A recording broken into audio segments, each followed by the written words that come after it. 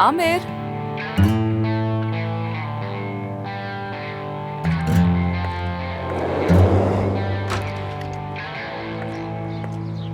Good morning.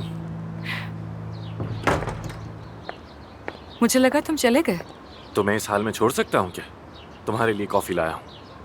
वैसे तुम्हें मेरा ड्राइवर वाला रूप ज्यादा पसंद था ना? चल।